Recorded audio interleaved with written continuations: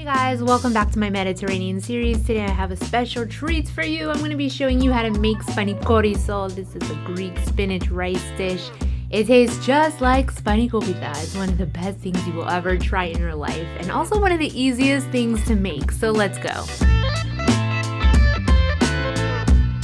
Start off this dish by adding a generous amount of olive oil, about 3 to 4 teaspoons to the pan. Here I have 2 cups of jasmine rice. You could use whichever rice you please.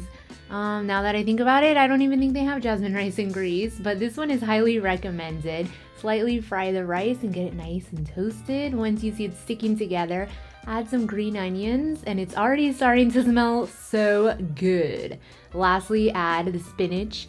And you guys, I would typically use frozen spinach because I rarely ever plan out my meals. I like to cook sporadically throughout the week. And like last week's recipe and today's video, fresh or frozen, you will not be able to tell the difference, I promise. Now once all that beautiful green spinach is wilted down, mix it around, make sure there's no excess liquid hanging out on the bottom of the pan, and then go ahead and add 3 3/4 cups of water.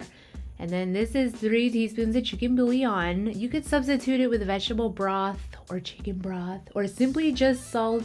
Bring this up to a simmer. Top it with a few sprigs of dill if you want, and cover this. Put it on low and cook it for 20 minutes.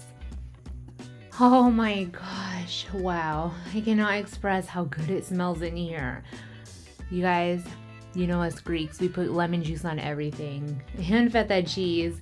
I'm not joking when I say this is one of the most delicious things you will ever make and eat in your life. What are you waiting for? Make it right now. You saw that. It only takes 3 to 4 ingredients. If you guys enjoyed this Mediterranean series, give this video a big thumbs up.